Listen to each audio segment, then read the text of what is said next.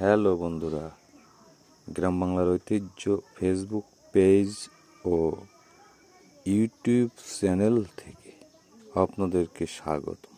বন্ধুরা, আজ আমি আলুর আরও কিছু উপকারিতা নিয়ে আপনাদের সামনে আসছি।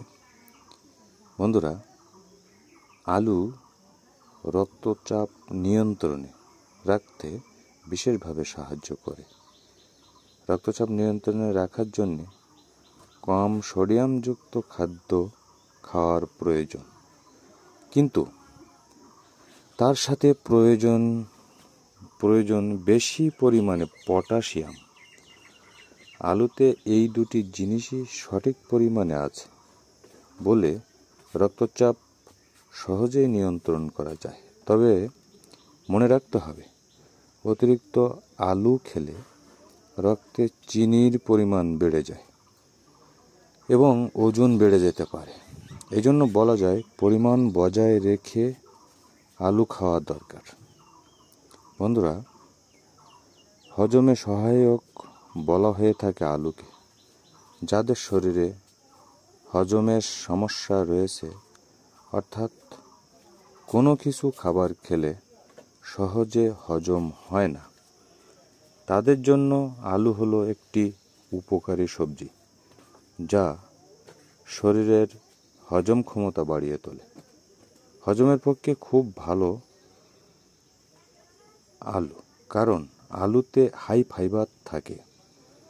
শরীরে সঠিক পরিমাণে ফাইবার প্রবেশ করলে হজম করার ক্ষমতা বাড়ে ও পাচনতন্ত্র সঠিকভাবে চলতে থাকে। আলু হার্টের রোগের সমস্যা রোধ করতে পারে। আলুর বিশেষ অবদান আছে। অনেক মধ্য বয়স থেকে শুরু করে বৃদ্ধ বয়সের মানুষ হার্টের রোগে ভুগতে থাকেন।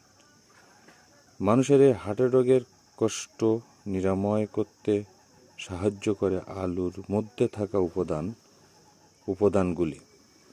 আলুতে রয়েছে ফাইবার, পটাশিয়াম, ভিটামিন সি ও ভিটামিন B6, যার ফলে শরীরে কোলেস্টেরল নিয়ন্ত্রণ করা সম্ভব হয়।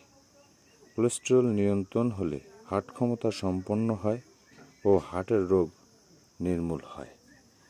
তাই আপনারা পরিমাণ বজায় রেখে আলু খান, সুস্থ থাকুন, ভালো থাকুন। ধন্যবাদ বন্ধুরা।